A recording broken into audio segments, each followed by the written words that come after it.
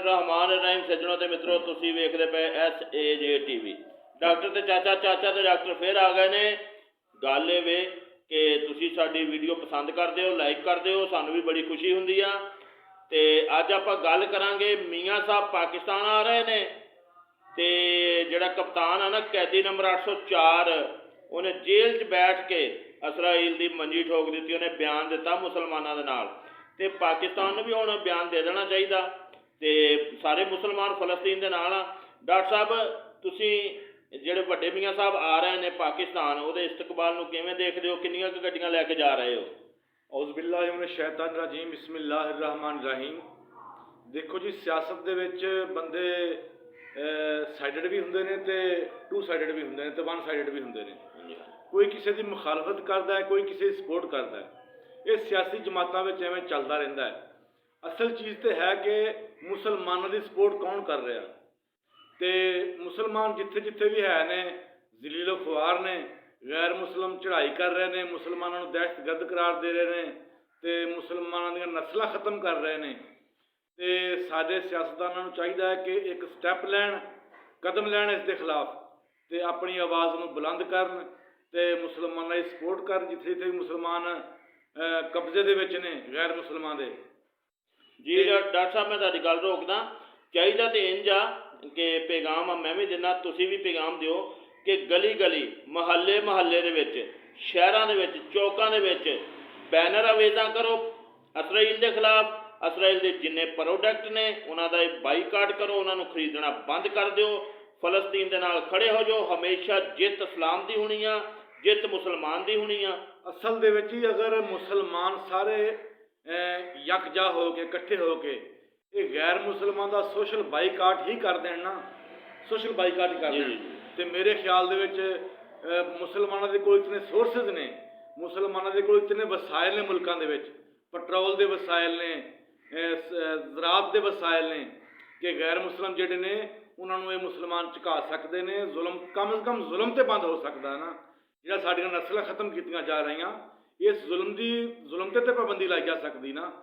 असीं अपना उन्होंने बाईकाट अगर कर देंगे ना, उन्होंने प्रोडक्ट का, उन्होंने बनाई हुई चीज़ां असीं इस्तेमाल ना करिए, तो मेरे ख्याल दे विच उन्होंने काफ़ी माशी धचका लग सकता है। मैं कहना असीं सवेरे उन्होंने सिम्बा बोतल या इंज के जोड़े प्रोडक्ट ने असीं कोक उन्होंने पीनी बंद कर दईए, तो उन्होंने तो ऐसी तैसी फिर जाएगी।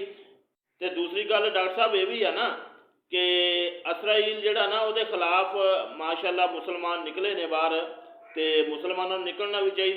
जिहड़े इस्लामी मुल्क ने इन्होंने भी तो इतिहाद करके उहदे खिलाफ उठना चाहिए इसराइल का, क्योंकि यहूदी ने। दूसरा वो भी दौर गुजरिया कि कहते मुसलमानों ने पूरी दुनिया पर हुकूमत की है। देखो जी, इस्लाम का हीरो वो आ जिहड़ा मुसलमानों को मुतहद करता, मुसलमान मुल्कों को इकट्ठे करता। तो जिस बंदे ने भी, जिस लीडर ने भी, साडे जिस हुक्मरान ने मुसलमानों का ब्लाक बनाने की कोशिश की, मुसलमानों को इकट्ठे करने की कोशिश की, उस बंदे को मार दिता गया, उस लीडर को पसंद नहीं किया गया। असल दे विच साडे मुसलमान मुल्कों के विच उस ही लीडर को पसंद किया जाता जिहड़ा दूसरे गैर मुसलम लोगों की सपोर्ट करता। जिहड़ा मुसलमानों की सपोर्ट करता उन्होंने तो मार दिता जाता ना, उहदा तो नामो निशान ही बाकी नहीं छड्डदे। ये साडे मुसलमानों की कमजोरी आ और मेरे ख्याल दे विच मुसलमानों की बेईमानी है। अच्छा सज्जनों तो मित्रों, गल ये वे कि डॉक्टर साहब ना जाते जाते ये भी फायदा चुक लीए कि मौसम चेंज हो रहा। डॉक्टर साहब की हिफाजती तदाबीर करनियां चाहिए ने एक आम देसी पिंडां च रहने वाले लोगों को? है सर, मौसम चेंज हो रहा, मौसम चेंज होने के नाल एक तो बंदियां नूं मास्क पा के रखना चाहिए, बीमारियां वबावां फैल रही, मास्क भी पा के रखना चाहिए अपने चेहरे ते हजूम में ज़्यादा नहीं जाना चाहिए, गुरेज करना चाहिए। साडे स्कूलों में भी छुट्टियां मिलदियां ने इस बिना ते ही। तो उस तो इलावा बाहर धुप जिथे त्रेड़ पैंदी है उत्थे नहीं सानू पैना चाहिए, सानू यानी छत के थले सानू रात को सोना चाहिए। तो इस तो इलावा हल्का फुल्का कपड़ा भी सानू उत्ते लेना चाहिए, परहेज़ करनी चाहिए है बीमारियों तो, ताकि बीमारी ज़्यादा ना फैले तो बंदे का बचाव हो सके। अच्छा डॉक्टर साहब, कभी सोचा कि आप रात में जी सुकून की नींद सौने ना, ये साडे मुल्क के जोड़े बार्डर ने ना, वो सरहदां महफूज ने, उत्थे साडे जवान जिहड़े ने ना वो साडी हिफाजत करते पे ने। सलाम पेश करते हैं जी असीं उन्होंने, जिहड़े लोग जिहड़े साडे मुजाहिद, जिहड़े साडे फौजी ਬਾਰਡਰ ਦੇ ਉੱਤੇ ਖਲੋ ਕੇ ਰਾਤ ਸਾਰੀ ਗੁਜ਼ਾਰਦੇ ਨੇ ਤੇ ਦਿਨ ਵੀ ਗੁਜ਼ਾਰਦੇ ਨੇ। ਅਸੀਂ ਉਹਨਾਂ ਦੀ salute ਅਜ਼ਮਤ ਨੂੰ ਸਲਾਮ ਕਰਦੇ ਹਾਂ। ਤੇ ਸੱਜਣੋ ਤੇ ਮਿੱਤਰੋ, ਇਹ ਦੁਆ ਕਰਦੇ ਹਾਂ ਕਿ ਅੱਲਾਹ ਪਾਕ ਜਿਹੜੇ ਬੇਔਲਾਦ ਨੇ, ਅੱਲਾਹ ਪਾਕ ਉਹਨਾਂ ਨੂੰ ਔਲਾਦ ਨਰੀਨਾ ਅਤਾ ਫਰਮਾਏ। ਜਿਹੜੇ ਬੇਰੋਜ਼ਗਾਰ ਨੇ, ਅੱਲਾਹ ਪਾਕ ਉਹਨਾਂ ਨੂੰ ਰੋਜ਼ਗਾਰ ਦੇਵੇ। ਜਿਹੜੇ ਕਰਜ਼ਦਾਰ ਨੇ, ਅੱਲਾਹ ਪਾਕ ਉਹਨਾਂ ਦੇ ਕਰਜ਼ ਦੂਰ ਫਰਮਾਵੇ। ਜਿਹੜੇ ਬਿਮਾਰ ਨੇ, ਅੱਲਾਹ ਪਾਕ ਉਹਨਾਂ ਨੂੰ ਸ਼ਿਫਾ ਤੰਦਰੁਸਤੀ ਦੇਵੇ। ਔਰ ਸਾਡੀ ਦੁਆ ਇਹ ਆ ਕਿ ਜਿਨ੍ਹਾਂ ਦੇ ਵਾਲਦੈਨ ਜ਼ਿੰਦਾ ਸਲਾਮਤ ਨੇ, ਅੱਲਾਹ ਪਾਕ ਉਹਨਾਂ ਦਾ ਸਾਇਆ ਸਿਰ 'ਤੇ ਹਮੇਸ਼ਾ ਕਾਇਮ ਦائم ਰੱਖੇ। ਜਿਨ੍ਹਾਂ ਦੇ ਵਾਲਦੈਨ ਇਸ ਦੁਨੀਆ ਤੋਂ ਚਲੇ ਗਏ, ਅੱਲਾਹ ਪਾਕ ਉਹਨਾਂ ਨੂੰ ਜੰਨਤ ਅਲ ਫਿਰਦੌਸ 'ਚ ਜਗ੍ਹਾ ਅਤਾ ਫਰਮਾਵੇ। ਡਾਕਟਰ ਸਾਹਿਬ, ਆਖਰੀ ਕਲਮਾਤ 'ਤੇ ਵੈਂਡ ਅਪ ਕਰਦੇ ਹਾਂ ਜੀ, ਕੁਝ ਕਹਿਣਾ ਚਾਹੋ ਤਾਂ। ਆਖਣਾ ਤੇ ਮੈਂ ਇਹੀ ਚਾਹਾਂਗਾ ਕਿ ਫਲਸਤੀਨ ਦੀ ਇਮਦਾਦ ਕਰੋ। ਸਾਡੇ ਹੁਕਮਰਾਨਾਂ ਦਾ ਹੱਕ ਬਣਦਾ ਹੈ। ਇਸ ਟਾਈਮ ਉਹ ਮਜ਼ਲੂਮ ਨੇ, ਉਹਨਾਂ 'ਤੇ ਜ਼ੁਲਮ ਹੋ ਰਿਹਾ ਤੇ ਉਹਨਾਂ ਦੀ ਸਾਨੂੰ ਆਵਾਜ਼ ਉਠਾਉਣੀ ਚਾਹੀਦੀ ਹੈ। ਉਹਨਾਂ ਵਾਸਤੇ ਆਵਾਜ਼ ਵੀ ਉਠਾਉਣੀ ਚਾਹੀਦੀ ਤੇ ਮਾਲੀ ਮਾਵਰਤ ਵੀ ਕਰਨੀ ਚਾਹੀਦੀ ਹੈ। ਜਿਹੜੇ ਲੋਕ ਬੇਘਰ ਹੋ ਰਹੇ ਨੇ, ਕਤਲ ਗਾਰਤ ਹੋ ਰਹੀ ਉੱਥੇ ਆਮ ਜੀ। ਇਨਸਾਨੀਅਤ ਤੇ ਪਹਿਲੇ ਆ ਨਾ, ਇਨਸਾਨੀਅਤ ਤੇ ਹੈ ਨਾ। ਇਨਸਾਨੀਅਤ ਦੇ ਨਾਤੇ ਹੀ ਸਾਡਾ ਫਰਜ਼ ਆ ਕਿ ਉਹਨਾਂ ਦੀ ਹੈਲਪ ਕਰਨੀ ਚਾਹੀਦੀ ਜਿਹੜੇ ਬੇਘਰ ਹੋ ਨੇ।